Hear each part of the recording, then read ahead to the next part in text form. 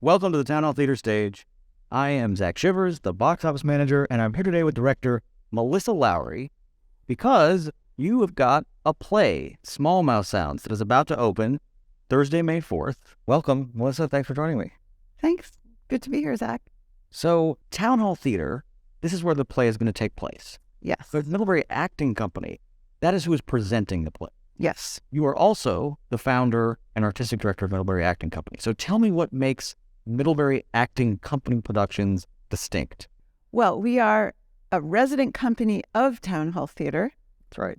We're a separate organization entirely, and we're the only straight theater professional company around here.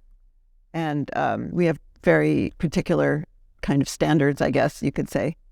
So talk to me about those standards. Well, professional means that we pay our actors and our designers and our crew. We use trained actors who have learned the craft of acting in a serious way and have a lot of experience. Acting is a craft. It takes a long time to learn unless you're, spontaneously brilliant the moment you step on the stage, which some people are, but you then still have to learn the craft because you have to replicate it over and over and over. And we also look for designers, directors who are very experienced, and so that we can produce plays that are world-class, that could be in New York, that could be anywhere. That's our goal. Let's talk about Small Mouth Sounds. One thing that stood out to me is that you've said this is unlike anything you've ever done before. And as someone who's done a lot, yeah, it's a high bar to clear. So why is this so unusual? This play is so unusual because most of the action happens without words. And because the play is set in a silent meditation retreat. This is happening at a place like the Omega Institute in upstate New York. That's where it's actually based on the author's experiences there. So the students, there's 6 students, they're supposed to be in silence, but they are listening to talks each day by the teacher. You never see the teacher. He's an omniscient voice. The actors are looking out at a spot where the teacher would be if he was there. And but he's not there. So you just have this big omniscient voice on a microphone, basically. And a lot of the action unfolds just through what the author has told you the characters are doing. So we had to reverse engineer the rehearsal process. Usually, the author gives you words, and then you figure out why the characters are saying what they're saying and what they're doing physically while they're saying those things. But in this case, that we start out with characters doing things, and then we have to figure out why are they doing those things and what are they actually thinking? Like, what would they be saying if they were saying something? And that's been a really, really interesting process. And it's quite brilliant, the play writing, because she's told a story through these actions, and it's a really intense story with all these things happening, characters going through huge transformations and changes and struggles. And so it's very compelling to watch, even though there's these stretches of silence. This play, you wrote in a recent newsletter, is a gentle satire of the self-help industry. Tell me about what is a gentle satire? I've been working on the play, I've been realizing more and more that it's not a satire at all. It's really not. It's written with a lot of love and respect for people who are struggling to alleviate their suffering and connect with other people and connect with whatever their, idea of enlightenment or authenticity is. And so it's really not a satire, even though the teacher is kind of sort of speaks in parables sometimes, and some of his lessons are inscrutable, but they're not satirical.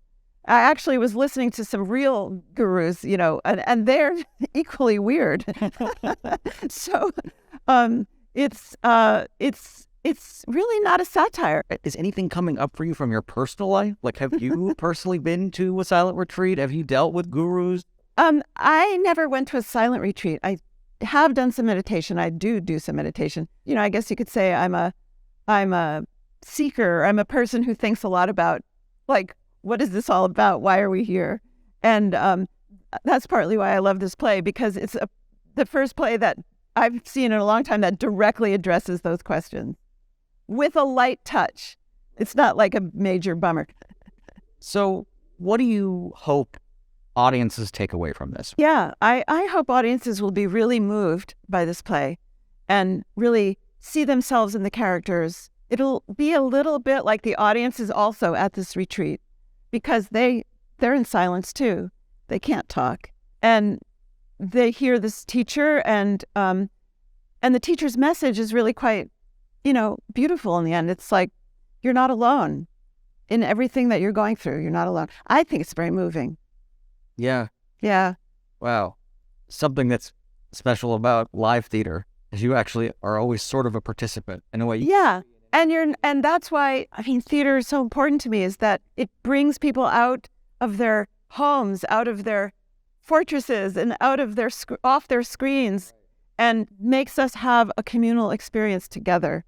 And I think this play is a very communal, it's a very ensemble, communal piece. It's a lovely piece. So let's talk about how to see it.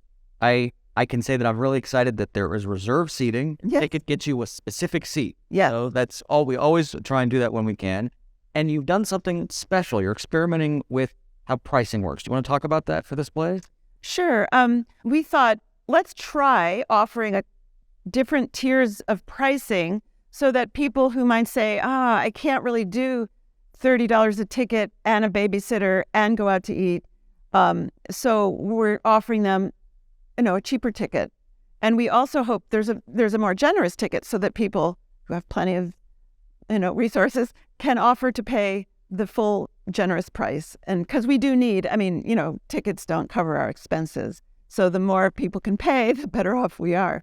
But we also want to cast a wide net and bring in everybody who might not be able to afford it.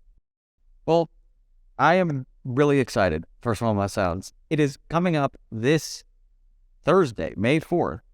So get your ticket, pay what makes sense, and let's all participate in gentle satire, and maybe even there's self-help. Profound self-help. And hopefully, some laughs and some feeling good. Yeah. Well, thanks for sitting down with me. All right. Thank you, Zach. Great to be here.